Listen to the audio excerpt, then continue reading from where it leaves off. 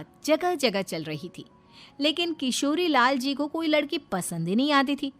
और उसकी एक ही वजह थी, किशोरी लाल जी का लालची होना। उनको लड़की वालों से मोटा दहेज चाहिए था और इसी चक्कर में एक दिन वो एक बहुत पैसे वाले के घर अपने बेटे का रिश्ता लेकर पहुंचे। उस आदमी का नाम था ओम प्रकाश। देखिए किशोरी लाल जी, मेरी एक ही बेटी है और मेरी सारी संपत्ति जायदाद सब कुछ मेरी बेटी नैना का ही है। पापा, नाम से लगता है बहुत खूबसूरत होगी। कितना अच्छा नाम है ना, नैना। ओ, वैसे बात तो सही है आपकी। अब इतना पैसा है, जमीन जायदाद है, इकलौती बेटी, आप भी क्या करेंगे? सब कुछ उसे ही देंगे ना। बिल्कुल ठीक पहचाना आपने। बस बेटी की शादी और सारी जायदाद उसके नाम। पापा, बिना देखे हाँ कर दीजिए ना। इतना अच्छा रिश्ता फिर कहाँ मिलेगा? माला माल हो जाएंगे हम। मैं अपनी बेटी को बुलाता हूँ। अरे नहीं नहीं नहीं नहीं, आपकी बेटी का नाम नैना है, सुनकर ही लगता है बहुत सुंदर होगी।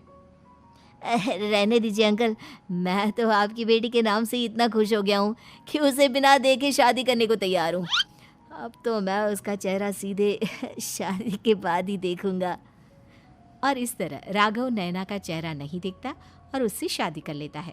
शादी के बाद अपनी सुहाग रात पर जब राघव नैना का घूंघट उठाकर देखता है तो नैना की आंखें बंद थी।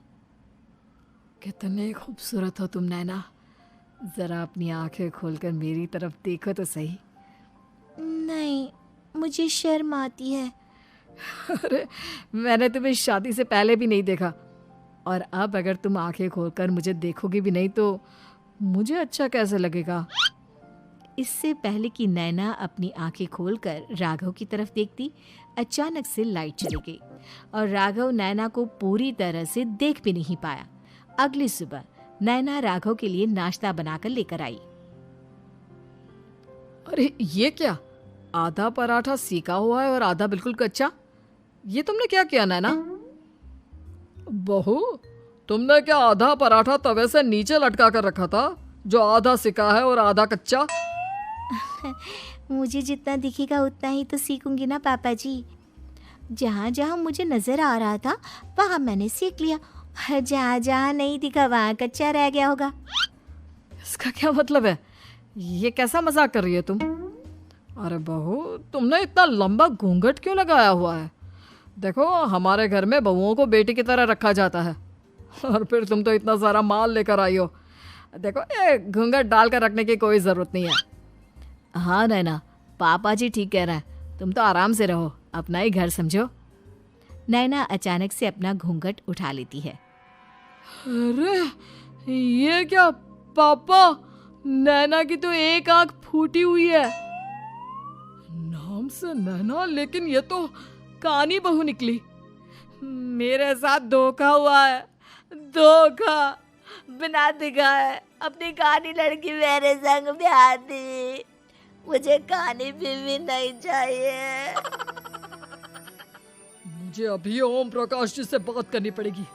आखिर उन्होंने मेरे साथ ऐसा किया क्यों? अरे, आप लोगों ने ही तो पापा से कहा था कि आप लोग शादी से पहले मुझे देखना नहीं चाहते। अब मेरे पापा पर क्यों इल्जाम लगा रहे हैं? अरे लेकिन उन्हें बताना तो चाहिए था ना कि तुम कहानी हो, एक आंख से तुम्हें दिखाई नहीं देता। किशोरी लाल और राघव नाराज होकर ओम प्रकाश को अपने घर बुलाते हैं। पापा जी, ये आपने क्या किया? शादी से पहले बताया क्यों नहीं कि नैना की आंखों में परेशानी है? अरे, आप ही ने तो लड़की देखने से मना कर दिया था। और लेकिन आप बता तो सकते थे। आपको तो हमारी बेटी की प्रॉपर्टी चाहिए थी, वो भी पूरी की पूरी। अब क्या हुआ अगर उसे आधा दिखाई देता है? प्रॉपर्टी तो आपको पूरी मिल गई ना। अरे ये क्या बात हुई? मेरी शादी प्रॉपर्टी से नहीं, आपकी बेटी से हुई है।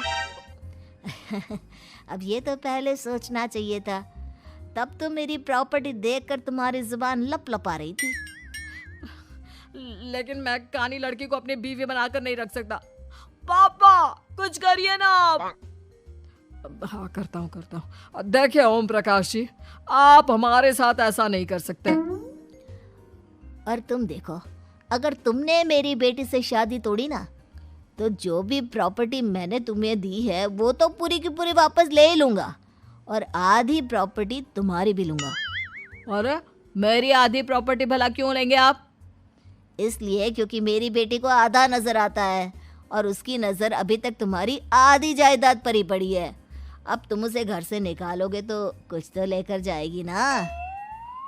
और अगर हम आपकी बेटी को अपने घर की बहू बनाकर रखे तो? तो तुम्हारी पूरी प्रॉपर्टी तुम्हारी ही रहेगी और जो मैंने तुम्हें दिया है ना उसमें से बस मैं आधा लेकर जाऊंगा। अरे लेकिन अब आप अपनी दी हुई प्रॉपर्टी में से आधी वापस क्यों लेकर जाएंगे? अगर मैं आपकी बेटी को अपनी पत्नी बनाकर रखने को तैयार हूं तो?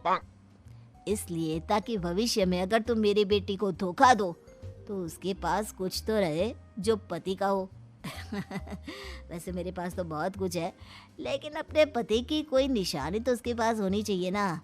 अब अगर तुमने मेरी बेटी को कहानी कहा तो तुम्हें प्रॉपर्टी भी कहानी ही मिलेगी, पूरी नहीं। जमाए राजा।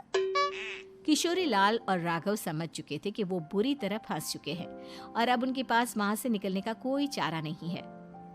अब समझ में आया ना, लालच बुरी बला होती है। एक तो तुम्हें प्रॉपर्टी मिली, ऊपर से बीवी मिली, उसमें तुम्हें नखरे भी दिखाने हैं। आए बड़े, चुपचाप बैठो दोनों। कुछ दिनों के बाद नैना राघव की कार लेकर बाजार घूमने निकलती है और जब कार लेकर वापस आती है, ये क्या? एक तरफ से मेरी गाड़ी पूरी खराब हो चुकी है। लगता है तुमने मेरी गाड़ी को किसी दूसरी गाड़ी के साथ एक्सीडेंट किया है। अरे अरे कितना बड़ा नुकसान कर दिया तुमने बहू। वो क्या है ना पापा जी, मुझे एक आंख से दिखाई नहीं दे रहा था, सामने से गाड़ी आ रही थी। मुझे तो सिर्फ आधा ही दिखाई दिया और वो गाड़ी मेरी कार से रगड़ते हुए निकल गई। अब मैं क्या करूं बताओ? आप इसे ठीक कराने के पैसे कौन देगा? तुम्हारे पापा। तुमने मुझसे इस तरह से बात की? अभी रुको। नैना राघव की शिकायत ओम प्रकाश को कर देती है। देखो राघव, अब जो मेरी आधी प्रॉपर्टी तुम्हारे पास थी ना उसमें से आधी और मैं लेकर जाऊंगा क्योंकि तुमने मेरी बेटी को डांटा। अरे नहीं पापा जी, गलती हो गई, माफ कर दो। गलती की तो कोई गुंजाइश ही नहीं। अगली बार मेरी बेटी को डांटा तो बची हुई आधी में से आधी और ले जाऊंगा। लालच के चक्कर में हम दोनों ने बहुत बड़ी गलती कर दी बेटा। एक तो तुम्हें कम। इस तरह राघव की हर एक गलती पर ओम प्रकाश उसकी प्रॉपर्टी का आधा आधा हिस्सा लेकर अपना सारा माल वापस ले गया और राघव को कानी बीवी से काम चलाना पड़ा। भाई लालच वाकई में बुरी बला है।